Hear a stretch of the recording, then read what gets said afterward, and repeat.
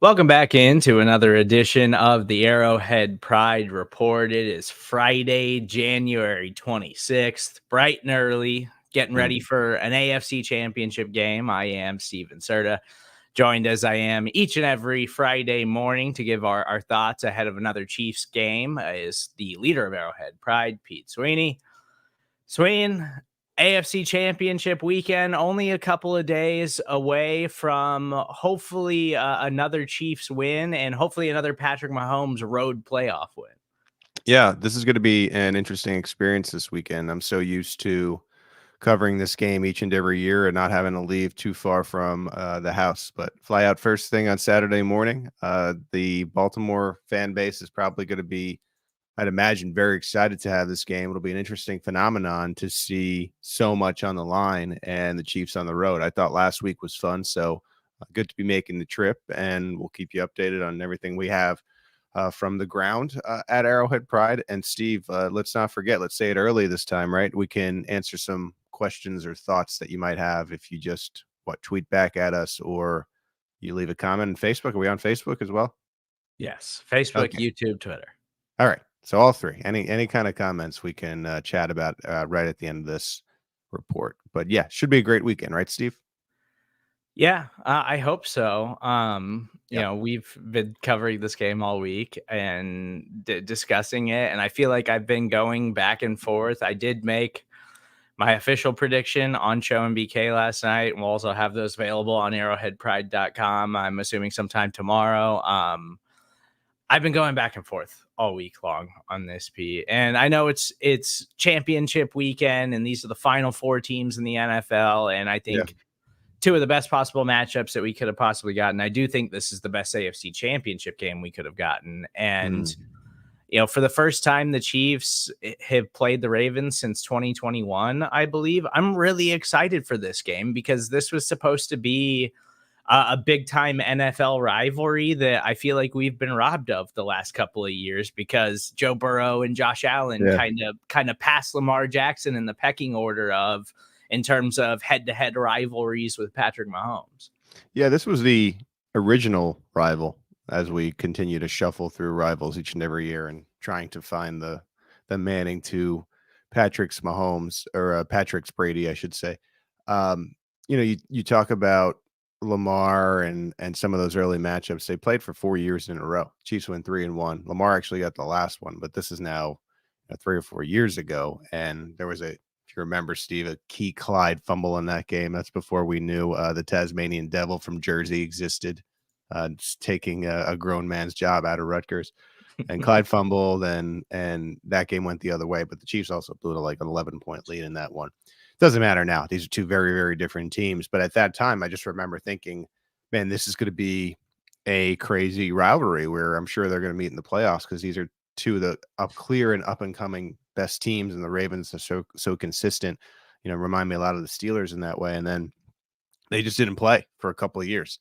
And so now you finally get it. And I think Lamar Jackson is at the top of his game. And Nick Wright has been saying this the past couple of weeks, like, our down season is better than your best season, which is true. Like the Chiefs are kind of in a down year, but still there anyway. And so we'll see if one thing goes, to another, and we'll see what the Ravens can do. But I think the Chiefs in a down year that we're talking about are probably in the best spot they've been all year, just considering the defense is so consistent, had a couple bad quarters, but played well in the fourth quarter. And then you had the offense, to me, look as good as it has all season last week, which is what you want. So much of this is peaking at the right time, and the Chiefs waited till like the last possible second on New Year's, Billy Crystal style, to find themselves, and they were able to.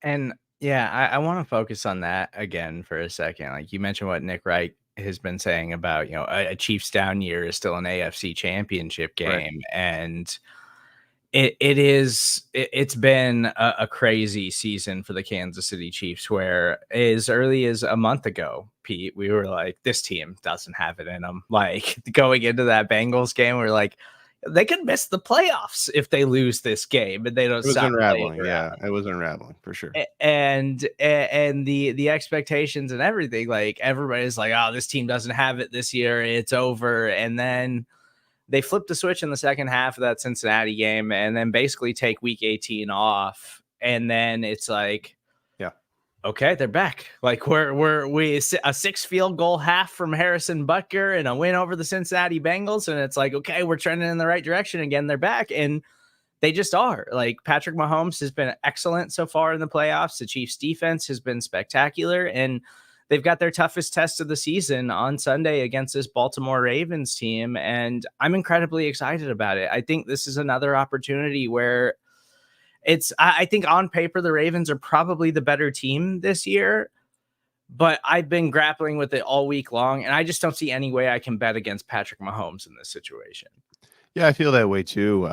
Now, especially after seeing last week. Last week scared me. I mean, I guess maybe I picked the wrong way because you try to look at it from both perspectives, and it just felt like if Josh Allen doesn't do it in this game, they're never gonna win. You know, I kind of described that, and I think we felt that. I mean, there was some desperation there in Buffalo, and Mahomes stayed inevitable. You can't beat Patrick Mahomes, and you can't beat the drive that he sets with his team. And now I think you're in a situation where, I was a little bit worried about the road last week because I thought it tipped a 50-50 scale. Whereas there's an aspect of Mahomes where he seems to really enjoy being the bad guy, like going in and really disappointing fans.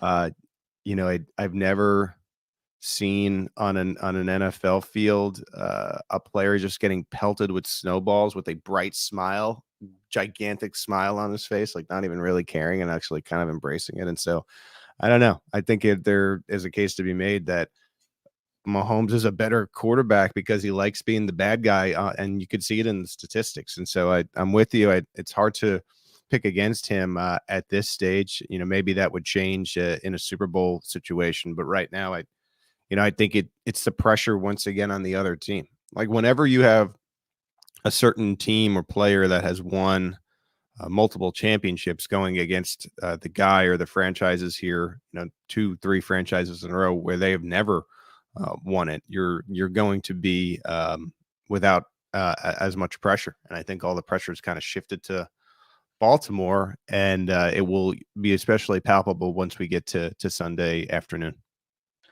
Yeah, there's something to be said about the guy in professional sports who just revels Yeah. in disappointing other fan bases and other Yeah. teams. It's And Jordan-like. It's like yeah, Jordan-like. It's like a little Tiger-like.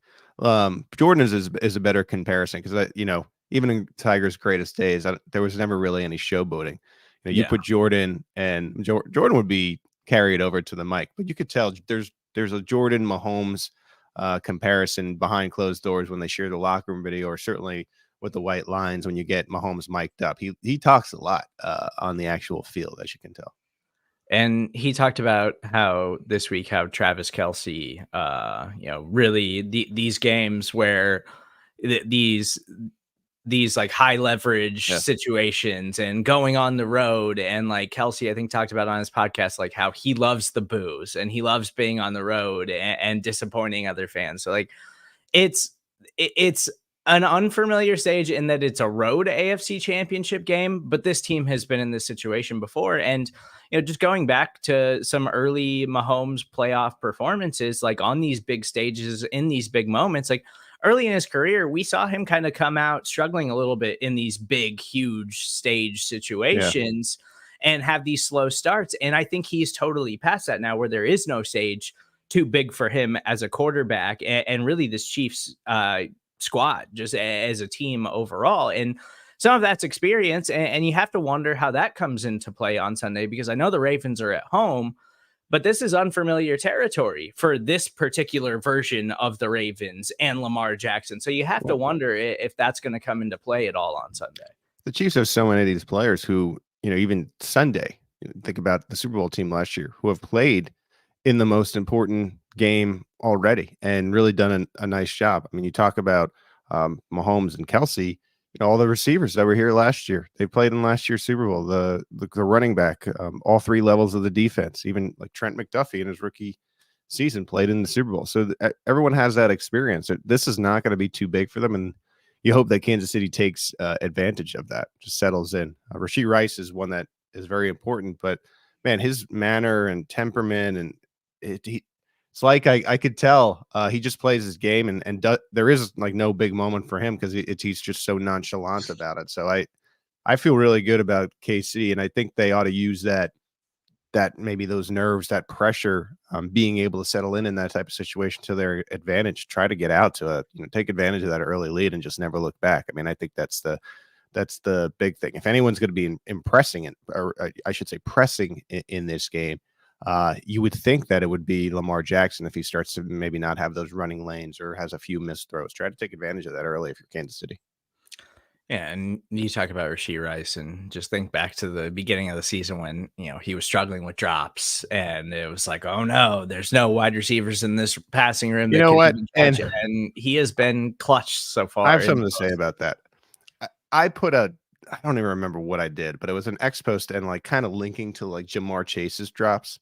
And I got a lot of feedback that was like, we're going to kind of compare this rookie already to Jamar Chase. Probably more so Bengals fans because they're nuts on X and annoying. But what you end up happening is he was the second best rookie wide receiver in the league. He was, like this case is made too. Puka was the only better wide receiver, but it's not like the Rams took him in the second round. The Rams passed him 4 times. Everyone passed on Puka. How lucky is that? And so really, when in the evaluation level, the premium picks, as they call them, the Chiefs did the best. And who knows? I'm not saying that he's going to necessarily be Jamar Chase, but he's a pretty dang good wide receiver anyway. So retroactively, Pete is now upset with you. So. He's definitely got an opportunity to be a cornerstone player moving forward for the Kansas City Chiefs offense. Correct. And it was a really talented rookie wide receiver class, and for him to leave the mark that he has on this offense is something that's really impressive. So I expect him to have an opportunity to have a high impact on Sunday as well. And we'll get into the injury report again. If you guys got any questions, observations, or anything, get in the comment section. We'll try to get to those before we get out of here.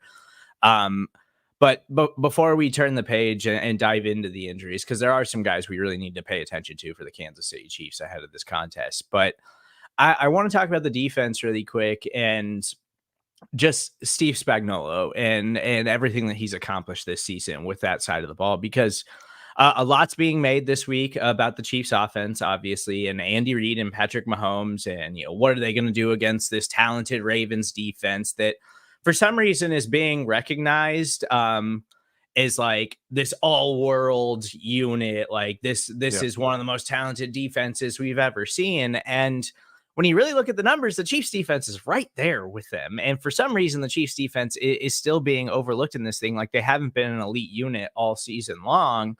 And I think that, obviously you need the offense to find ways to score points and to capitalize in the red zone, which is something they've still been struggling with in the playoffs. But if they can do that against this Ravens defense, obviously you got a great opportunity to win. But I think just as important and a key thing in this that's being overlooked on the Chiefs defense is defensive coordinator Steve Spagnuolo and how incredible he's been this season and getting the most out of that side of the ball. But also, like, we didn't talk enough about this week what they did in the second half against the Buffalo Bills. Like Josh Allen had 3 opportunities to try to take the lead over the Chiefs late in that game. And the Chiefs defense was fantastic and they shut him down late in the game. And also in the second half, they really slowed down that Buffalo offense. It was absolutely torching them on the ground in the first half. And a lot of that is the adjustments that were made by Steve Spagnuolo, because the Bills were having a lot of success on offense in the first half. And then in the second half, they put the clamps down like we've seen them do all year long. And I think this one, like, I wouldn't be surprised if, in the first half, that game plan's given them problems, because we know how dangerous Lamar Jackson is, especially when he starts using his legs and creating plays and doing all of that stuff. But the way the Chiefs adjust throughout the game and the way the Chiefs adjust to the looks that they're getting from the Ravens and that offense is going to be just as big a key in this one, and the Chiefs trying to get to another Super Bowl and take down the Ravens in the AFC Championship game. Yeah, I mean, I think the squarest take right now you'll hear toward the end of this week will be the Chiefs' run D was bad against Buffalo, so Baltimore will run all over them, because I think we're so used to reacting very quickly to the previous game, and then suddenly the next game pops up and you just kind of assume that it's going to be one way or the way it was in that previous game. And I know that the Chiefs, if there was a weakness here, it's been against the run game, but this is the strength for Baltimore. And Spags has been really good with these plans. And I think Spags has always been this good. He just really has the right personnel to accomplish everything he's trying to accomplish. And, I know Lamar has been really good. I know the Ravens have been really good, but there's going to be a very clear cut plan that'll be installed that the players are going to believe in to limit that stuff on the ground. And so I think it is a matter of, forcing Lamar to throw. And that's not me saying that I think that he can't pass. I mean, the Chiefs are still going to have to defend in the secondary, but make him win against your elite secondary, right? Like, even if he's throwing the ball well and has a connection with his pass catchers, Mark Andrews, Zay Flowers, etc. Like, let your secondary go up in those battles, because we've seen the strength there. And I don't think that Lamar is going to be able to have these big gashes. I mean, give him one or two explosive plays in the game, but I just think Spagnuolo is going to have a plan for that. More talked about as you're hearing different things, especially nationally, has been the Ravens defense, but offensively, they're going to run on the Chiefs and run all over the Chiefs. Like, no, Spagnuolo saw the same things we did. They're going to have things in place to address some of those problems and certainly contain Lamar, as that's the number one objective for the defense. We always talk about, how important it is to get out to an early lead. And every team in the NFL wants to do that. Like, yes, you want to be in control throughout the game so you can dictate the flow of the game and do the things that you want to do on both sides of the ball. But it feels like that's even more important this week against this team, because when you look at the Baltimore Ravens schedule too, and you really dive into their performance this season, yes, they're a tremendous football team, top to bottom. They got one of the most talented rosters in all of the NFL. But a big thing with them is they have not spent a lot of time playing from behind this season. And Lamar Jackson, I think, is a much better passer than anyone gives him credit for. I think they can still win in that type of game if they need to, but it's not how they prefer to play. Like, they prefer to get a lead, or even against the Houston Texans, where, that's a close game until I think it's a one-score game going into the fourth quarter of a divisional round playoff game. And then the Ravens just absolutely took over, and they took over on the ground, because once the Texans were tired and they started unleashing Lamar Jackson and they started doing these design quarterback runs, which they haven't done much of. It's interesting that they saved those for the postseason, because we know how devastating Lamar can be that way. Like, that they want to get play from ahead, or they want it to be a close game where late in the game that defensive line's tired after battling all game long. They want to crush you with the run. And if you can put them in a situation where they aren't allowed to do that, where they do have to throw the football, I do think that's a favorable situation for the Chiefs, even though I think Lamar is fully capable of doing that if that's where they have to go in this one. Yeah. Yeah. I completely agree. And I just think that, I mean, you have a situation where this is the best part of your team. It's limiting the opposing offense. And like I said, I just think there's going to be a good plan in place. And you talk about the conditioning stuff late in the game where you have defenders that are getting tired. This is why Andy Reid always says he does those long and hard training camp practices and tries to get them in as best shape as possible for the longevity that this Chiefs season has become. I mean, here we are on January 26th. We started in late July, Steve. So if we're feeling it, and it's been long for us, can imagine if we were actually playing in the games. And so Reed will have them conditioned. Spagnuolo will have a plan, and we'll see what happens when everything comes to a head on Sunday. Yeah, I'm definitely feeling the season at this point. I am tired, Pete. I can't imagine how those guys feel right now. But let's dive into the injury report, and that brings us to our first comment too from Trevor. Just how big a deal are the defensive injuries to you, and just to highlight what the Chiefs are dealing with ahead of this game. Derek Nottie does not seem like he's going to be available for the second consecutive week, dealing with that tricep injury. Willie Gay has been a limited participant all week long, but Andy Reid seemed optimistic about Gay being able to go after only playing a few snaps last week. And then L'Jarius Sneed limited. Mike Edwards was limited. He's in the concussion protocol. See if he can clear. It seems like he's trending in the right direction, but those are some injuries that you want to keep an eye on. But overall, I feel pretty good about the health of the Chiefs defense ahead of this contest. Now we've got some more red flags on the offensive side of the ball, but defense, I think, is going to be in pretty good shape. Yeah, I'll go through them really quickly. Joe Tooney, to me, is not playing in this game. I mean, he's working for 3 weeks from now to try to get back for the Super Bowl. Isaiah Pacheco, not good that he has 2 DNPs with the toe issue. I anticipate he'll play in this game, but you do wonder if this will be more of a two-headed monster with Pacheco and Edwards-Helaire. You never want to see toe and running back, especially at this time of year. And so I would just keep an eye on that. I mean, he's not practicing for a reason. Obviously, this is a problem. And so we'll see how the Chiefs use him on Sunday.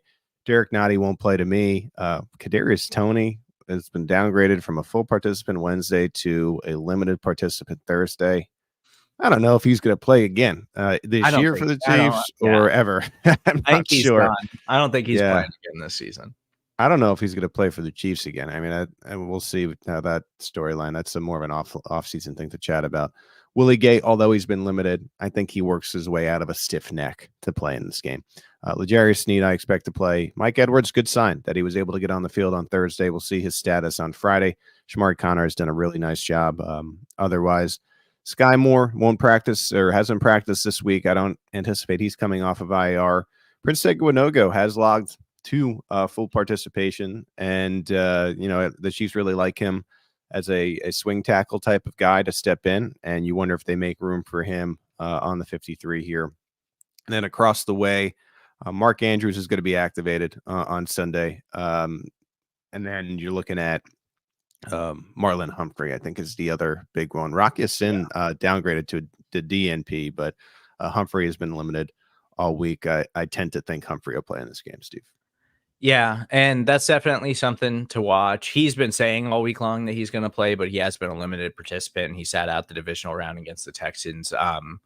It's definitely something to keep an eye on because Marlon Humphrey is absolutely the Ravens' best corner. And I think that's a spot you can actually challenge them. Like we talk about how talented their secondary is, and it's really Kyle Hamilton and Marcus Williams are both 2 high-level NFL safeties, and they really help elevate that secondary as a whole. And Marlon Humphrey's an important part of that. So I think outside of that, you can kind of test their corners a little bit. So that's something to watch for the Kansas City Chiefs on Sunday. And as far as Mark Andrews goes, like obviously Mark Andrews is a special player and he's going to be a boost to that offense. Like if you're the Ravens, you want to have every weapon you possibly can in this game. But also, like, I wonder, Mark Andrews hasn't played in almost 3 months. Are we really expecting him to go out there and just perform at the same level as Travis Kelce and what we saw from him last week? Like, I'm a little questionable about that, but Isaiah Likely is a very nice player too, who the Chiefs have to account for on Sunday.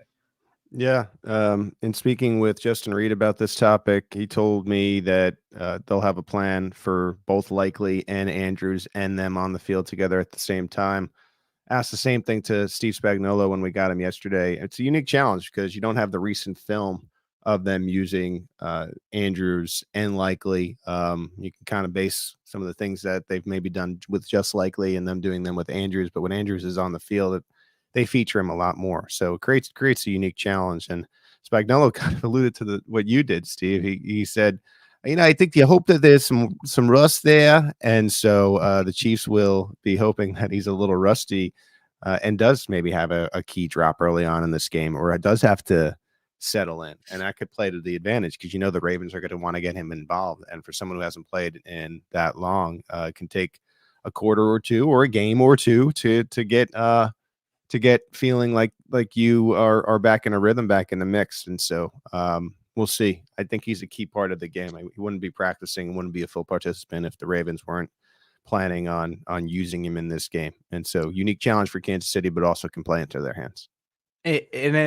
It makes me curious, like how they are going to use Isaiah Likely, because he is a very nice receiving tight end. Like he has been a playmaker for their offense with Andrews out. And if you go back and look when Andrews was healthy, like Isaiah Likely was almost non-existent in this offense. So is that something that they're saving for late in the season, like these 2 tight end looks where they're both going to be heavily involved in the passing game. That's something the Chiefs are going to have to keep an eye on Sunday. So we'll have final injury reports for you later on this afternoon at arrowheadpride.com. We'll also have another media session on Friday, a bunch of press conferences coming your way this afternoon. So keep an eye out for those on the Arrowhead Pride Podcast Network. But we got a bunch of questions to run through before we get out of here, Pete. We already talked about the defensive injuries. This is from Charlie you talked about the weather situation for this weekend's game. It seems like it's going to be raining. I think it's going to be raining in Baltimore on Sunday. I think there's a high chance of rain, maybe a little bit of wind, but it's not something that I would say it should drastically affect how the Chiefs approach this thing. Yeah, it looks like I'm just going to weather.com, trusty old weather.com. Sorry, Mike Nico, if you're watching. A steady rain in the morning, showers continuing in the afternoon, high of 48 and a chance of rain 80%. Yeah, I don't think rain affects Mahomes too much. Famously, he likes to call himself a snow game guy. It seems like sometimes of course for Mahomes it somehow is an advantage, but it gives him maybe a better grip on the ball. The Chiefs will have him ready. Chance of rain is 80%. Rainfall around 1/4 of an inch. I don't think this is going to impact the game too much. I think if you'd ask the Chiefs, they'd say anything but -30 is going to be an advantage for us. So this is a 48 degrees, and so that's going to be a lot warmer than a few weeks ago, Steve, when they played in Kansas City. From Ryder, I've heard Pacheco has a sprained toe, and he worries it might be turf toe. I assume he'll go on Sunday. Yeah, they've been honest all week long. He's going to play, but it is a turf toe injury that he's dealing with. Yeah, it sounds like it's a turf toe issue, and to me, that's bad. Not ideal.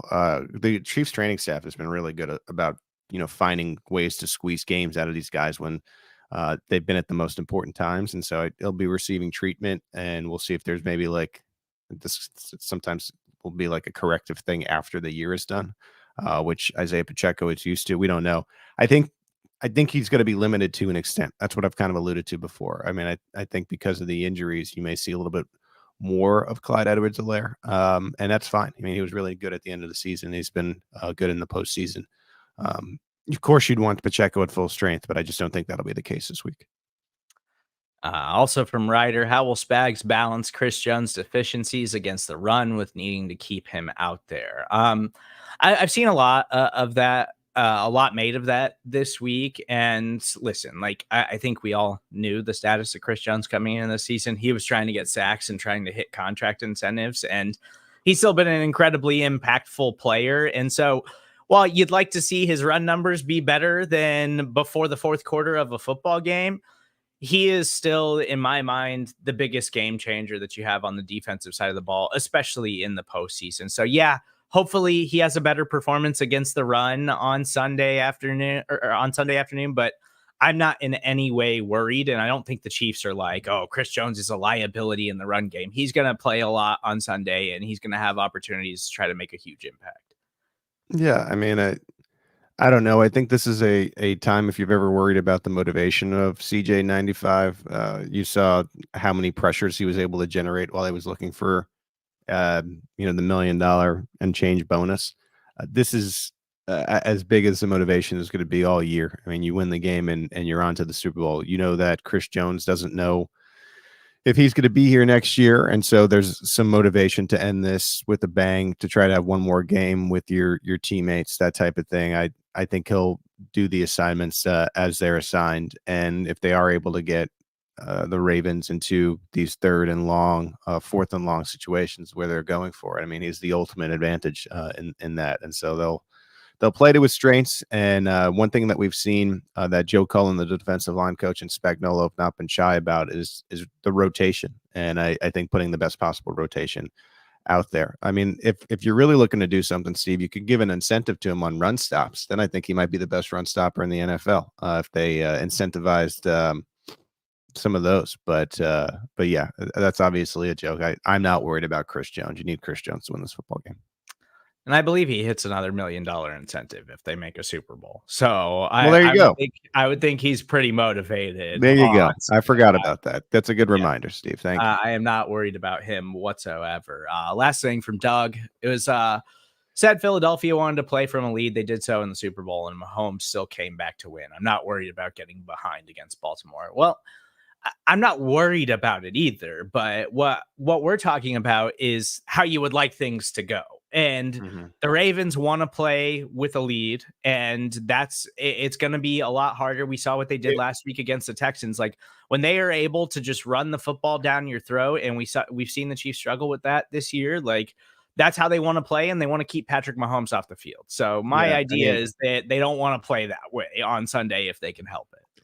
Yeah, if you're looking for the script we're talking about, and this is probably what Baltimore wants to do, to Steve's point, pop on the tape from the Green Bay Chiefs game this year. That's what Baltimore would like to do. They want to get ahead early and run the ball down your throats and run out all your possessions. That's more of what Steve's talking about. I mean, is it over if Baltimore gets up 10? No, but it plays a lot more better to Baltimore in the way they're built than maybe another team. That's all that you were saying.